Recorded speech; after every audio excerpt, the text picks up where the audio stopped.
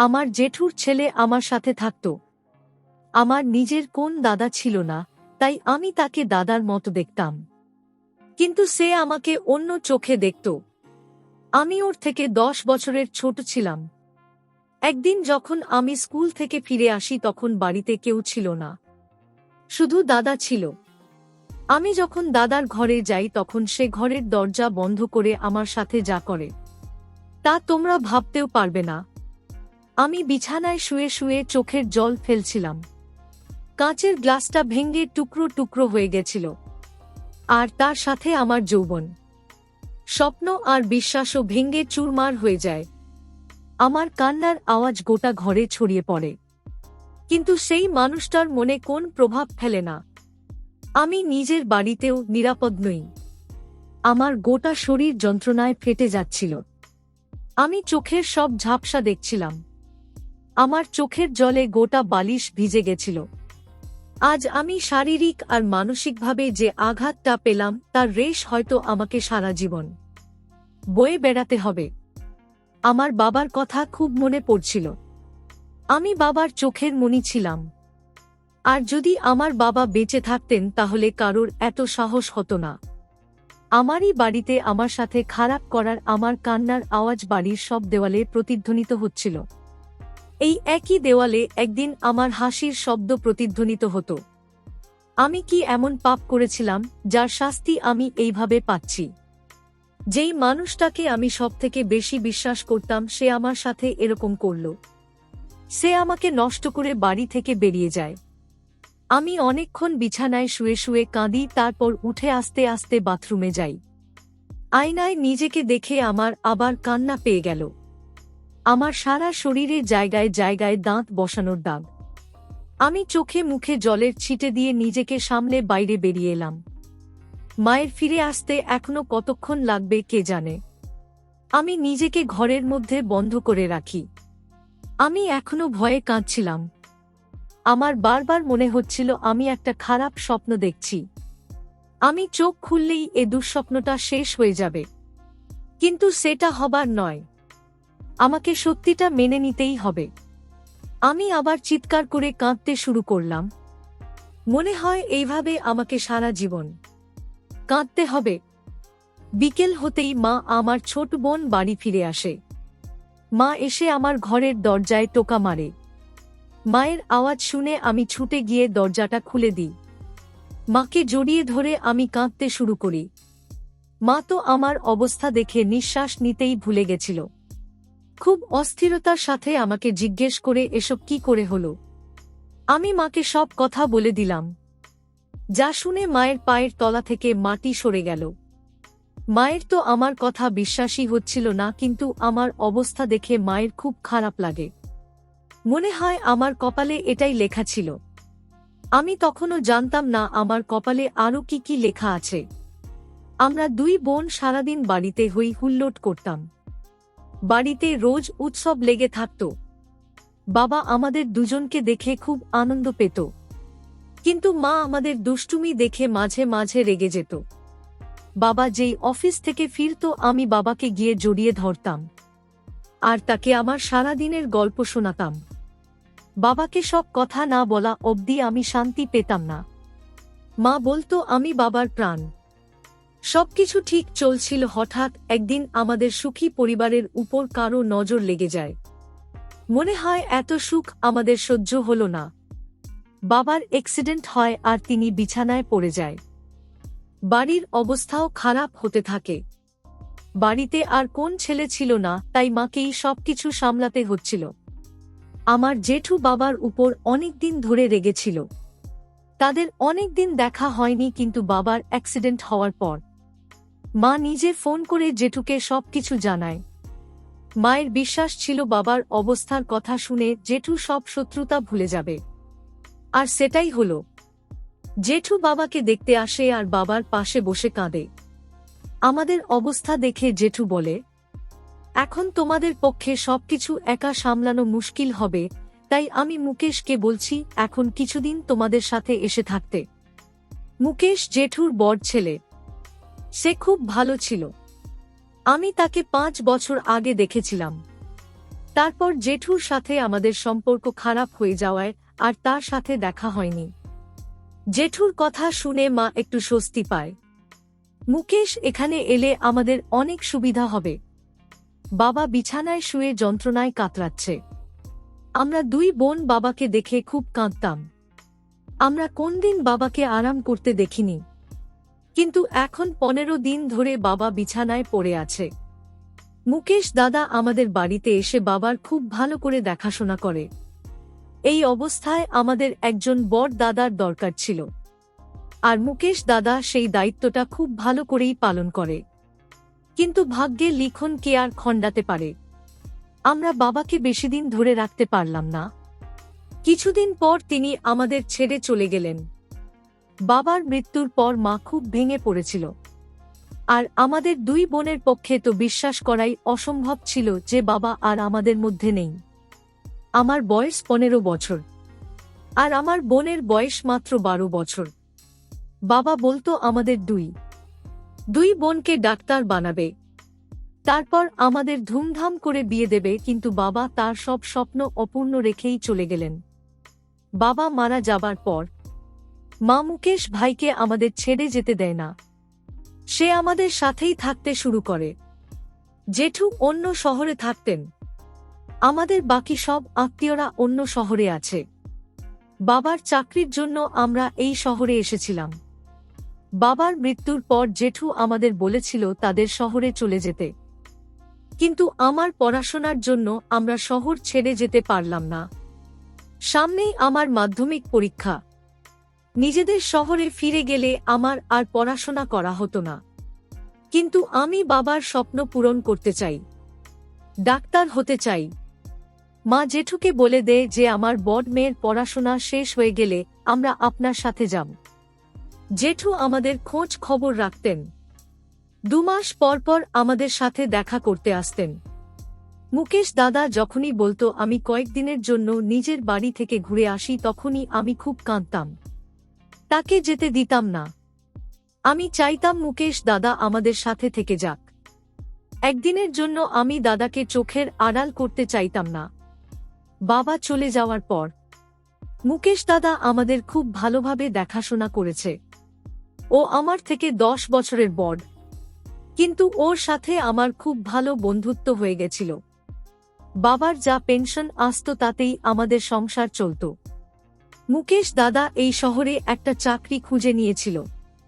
প্রত্যেক মাসে তার মাইনে থেকে কিছু টাকা সে মায়ের হাতে দিত। মা মুকেশ দাদাকে নিজের ছেলের মতোই দেখত।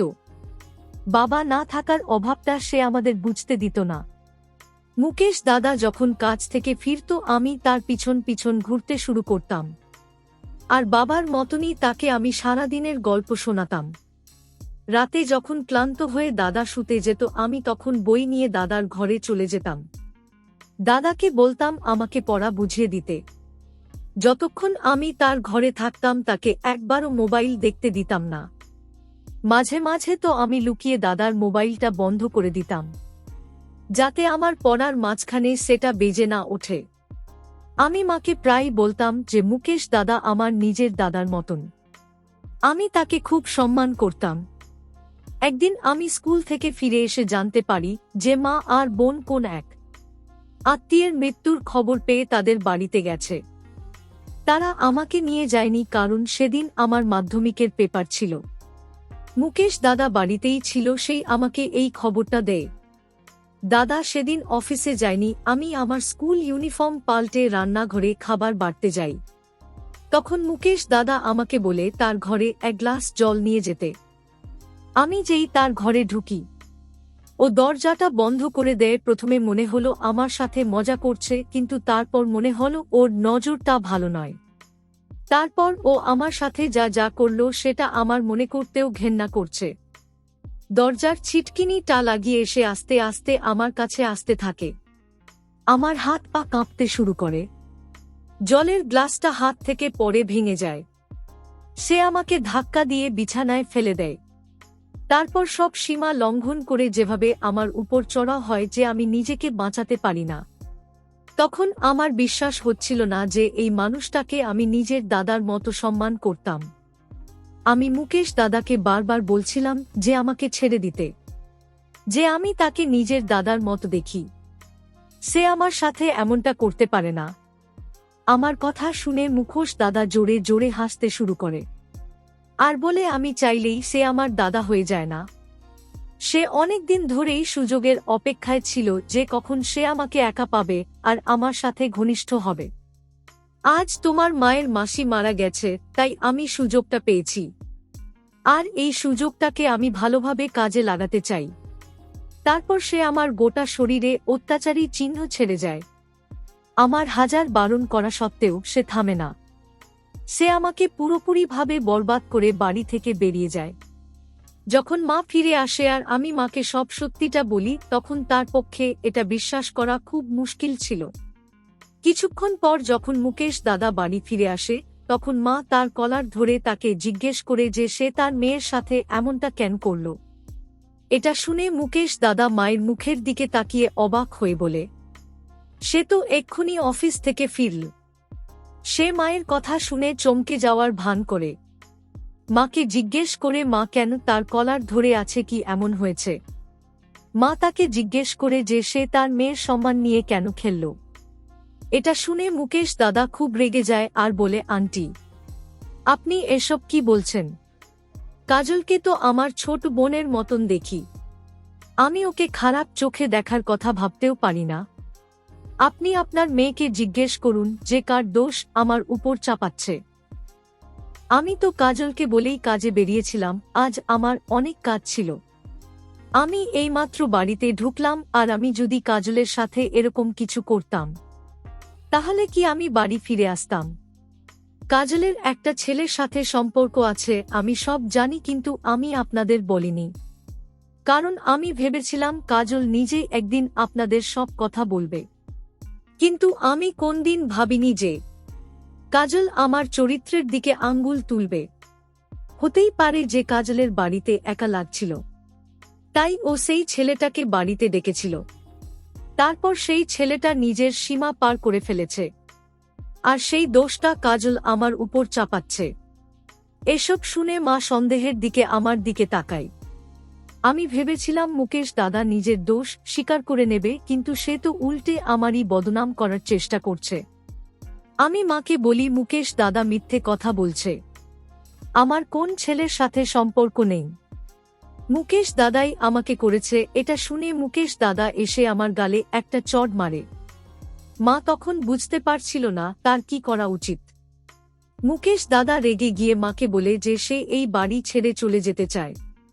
সে তার নিজের ঘরে গিয়ে তার জিনিসপত্র গোছাতে শুরু করে। মা আমার হাতটা ধরে বলে, সত্যি কথা বল কাজল, এসব কে করেছে? আমি কাঁদতে শুরু করলাম। আমি কি করে প্রমাণ করব যে এটা মুকেশ দাদা করেছে? মুকেশ দাদা তার জিনিসপত্র নিয়ে ঘর থেকে বেরিয়ে আসে। সে মাকে বলে, আন্টি, আমি আর এই বাড়িতে এক মুহূর্ত থাকতে চাই না। আমি আঙ্কেলের অভাব মেটাতে এই বাড়িতে এসেছিলাম, কিন্তু আপনার মেয়ে আমার চরিত্রের দিকে আঙ্গুল তুলেছে। মুকেশ দাদা চলে যাবার কথা বলতে মা একটু চিন্তায় পড়ে যায়, কারণ বাবার পর একমাত্র মুকেশ দাদার উপরেই মা ভরসা করত। কিন্তু মুকেশ দাদা আর এই বাড়িতে থাকতে রাজি হল না। মা দাদাকে বলে, মুকেশ, আজ রাতটা অন্তত এখানে থেকে যা, অনেক রাত হয়ে গেছে। এত রাত্রে তুই কোথায় যাবি? কাল সকাল হলে বেরোস। মুকেশ দাদার মায়ের এই কথাটা ঠিক মনে হয়। সে নিজের জিনিসপত্র নিয়ে তার ঘরে চলে যায়। মা আমাকে বলে যে আজ রাতটুকু সময় আছে আমার কাছে, কাল সকালে যেন আমি তাকে সব সত্যি কথা বলে দিই। মায়ের কথা আমাকে খুব আঘাত দিল, কারণ মা আমার থেকে বেশি মুকেশ দাদাকে বিশ্বাস করছিল। মা নিজের ঘরে চলে যায়, আর আমার বোনও ঘুমিয়ে পড়েছিল। আমার ঘুম আসছিল না, আমি ঘরে ঘুরে বেড়াচ্ছিলাম। মনটা খুব অস্থির লাগছিল, ভাবলাম একটু ছাদে গিয়ে হাওয়া খেয়ে আসি। আমি যখন ছাদে যাই তখন দেখি মুকেশ দাদা সেখানে দাঁড়িয়ে কারো সাথে ফোনে কথা বলছে। তার কথা শুনে আমি অনেক কিছু জানতে পারলাম। সে ফোনে কাউকে একটা বলছিল, তোমাকে আর অপেক্ষা করতে হবে না, আমি কালকেই তোমার কাছে আসছি। ফোনের ওপার থেকে কি বলা হলো আমি জানি না, কিন্তু তার উত্তরে মুকেশ দাদা বলে, আমি পুরোপুরিভাবে ব্যবস্থা করে ফেলেছি। এখন তোমার আমার মধ্যে কেউ আসবে না। এখন আমি সব সময় তোমার কাছে থাকব। আমি মুকেশ দাদার সামনে গিয়ে দাঁড়িয়ে পড়লাম। আমাকে দেখে সে চমকে গেল। আমি তাকে বলি, আমাকে সব সত্যি কথা বল। তুমি আমার সাথে কেন এমনটা করলে? সে ফোনটা রেখে আমাকে বলে, তুমি আমাকে বাধ্য করেছো এসব করতে।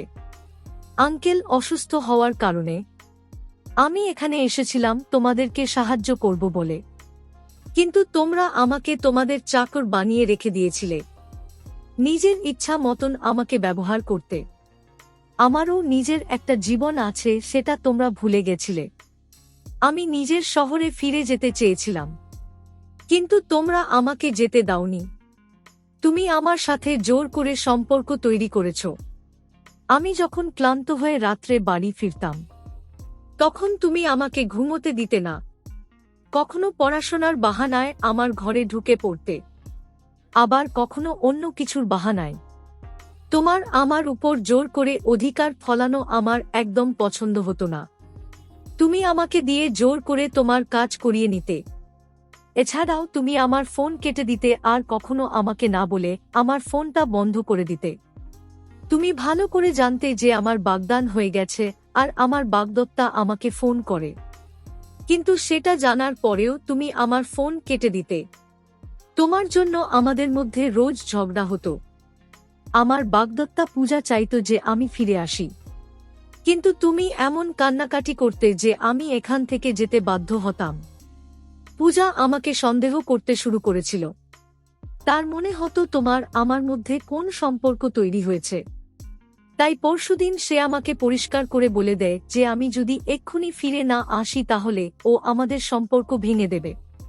আমি ওকে খুব ভালোবাসি, খুব তাড়াতাড়ি আমাদের বিয়ে হতে চলেছে, কিন্তু তোমার জন্য আমাদের সম্পর্কটা নষ্ট পেয়ে যাচ্ছিল। তুমি আমাকে এত বিরক্ত করছিলে যে আমার কাছে এটা ছাড়া আর কোন রাস্তা ছিল না। আমি তোমাকে একটা শিক্ষা দিতে চেয়েছিলাম। তোমাকে বোঝাতে চেয়েছিলাম যে জোর করে কোন সম্পর্ক তৈরি করা যায় না। আমি তোমাদেরকে সাহায্য করতে চেয়েছিলাম, তোমার সাথে কথা বলতে আমার কোন আপত্তি ছিল না, কিন্তু সবকিছুর একটা সীমা থাকে। তুমি তো আমার মাথায় চড়ে বসেছিলে। পূজার সাথে ঝগড়া হওয়ায় আমি খুব রেগে গেছিলাম, আর সেই রাগের বশে আমি তোমার সাথে এমন একটা কাজ করে বসি, যেটা করার কথা আমি কোনদিন স্বপ্নেও ভাবিনি। আমি খারাপ ছেলে নই, আমি তোমাকে খারাপ চোখেও দেখি না, কিন্তু তোমার আচরণে আমি এতটাই বিরক্ত হয়ে গেছিলাম যে আমি না চাইতেও তোমার সাথে একটা ভুল কাজ করে বসি। এর জন্য আমি খুব লজ্জিত। তোমার এটা বোঝা উচিত যে তুমি জোর করে কাউকে নিজের দাদা বানিয়ে নিতে পারো না। আমি পূজাকে হারাতে চাই না, তাই আমি সকাল হলেই এই শহর ছেড়ে চলে যাব। তুমি এখানে ভালো থেকো। এরপর থেকে কারোর সাথে জোর করে সম্পর্ক তৈরি করার চেষ্টা করবে না। মুকেশ দাদার কথাগুলো আমাকে খুব অবাক করে দেয়। আমি ভাবতেও পারিনি যে এই ছোট্ট বিষয়ের জন্য সে আমার উপর এত ভয়ঙ্করভাবে বদলা নেবে। হ্যাঁ, এটা সত্যি যে আমি ওকে বড্ড বেশি বিরক্ত করতাম। ওর বাগদত্তের ফোন জেনেও আমি সেই ফোন কেটে দিতাম, কারণ আমি চাইতাম না মুকেশ দাদা আমাদের ছাড়া অন্য কাউকে সময় দিক। কোথাও না কোথাও আমার মনে এই ইচ্ছেটা ছিল যে ওর সাথে পূজার সম্পর্কটা ভেঙে যাক, যাতে ওকে আর শহরে ফিরে যেতে না হয়, ও যাতে আমাদের সাথে এখানে থেকে যেতে পারে। আমি মাকে বারবার বলতাম যে মুকেশ দাদার বিয়ে এই শহরের কোন মেয়ের সাথে দিয়ে দিতে, যাতে ও চিরকালের মতন এখানেই থেকে যায়। মা আমার কথাটাকে হালকাভাবে নিত আর হেসে উড়িয়ে দিত। আমি এটা কখনো ভেবেই দেখিনি যে এসব করে আমি মুকেশ দাদাকে কষ্ট দিচ্ছি। ওর কথা শুনে আমার চোখের জল চলে আসে। আমার চোখে জল দেখে দাদার কষ্ট হয়। ও আমাকে বুকে টেনে নেয়, কিন্তু এবার রাগে নয়, আদরে। আমারও কেন জানি এক অন্যরকম অনুভূতি হয়। আমি জোর করে ওকে চেলে রাখি। মন চাচ্ছিল কিছু একটা করতে। মনে মনে ভাবতে থাকি ও যেন আমাকে আবার একটু আদর করে, কিন্তু এটা এবার আর হবে না। মুকেশ দাদা এরপর আমাকে সরিয়ে অন্য পাশে গিয়ে দাঁড়ায়। বুঝতে পারলাম তার অনুভূতিতে ও নাড়া দিয়েছে। হয়তো এক ভুল আবার করতে চাচ্ছে না বলেই দূরে সরে গেল। আমি চুপচাপ নিচে নেমে এলাম। ও নিজের কাজের জন্য লজ্জিত বোধ করছিল, আর আমি আমার ভুলটা বুঝতে পেরেছিলাম, কিন্তু আমি জানি আমার সাথে যেটা হয়েছে সেটা ঠিক হয়নি। সকালে যখন আমি ঘুম থেকে উঠি তখন মা বলে মুখোশ দাদা নিজের শহরে ফিরে গেছেন। তারপর মা আমাকে জিজ্ঞেস করে যে কে আমার সাথে এরকম পশুর মতো আচরণ করেছে, কিন্তু মায়ের প্রশ্নের কোন উত্তর আমার কাছে ছিল না। আমি এখনো মুকেশ দাদাকে নিজের দাদা মনে করি আর তার কোন রকম ক্ষতি চাই না। তো বন্ধুরা, কেমন লাগলো আমার আজকের গল্পটি? গল্পটি ভালো লেগে থাকলে অবশ্যই একটা লাইক করে দাও, আর এরকম দারুণ সব গল্প পেতে আমার চ্যানেলটি সাবস্ক্রাইব করে বেল আইকনটি ক্লিক করতে ভুলো না যেন।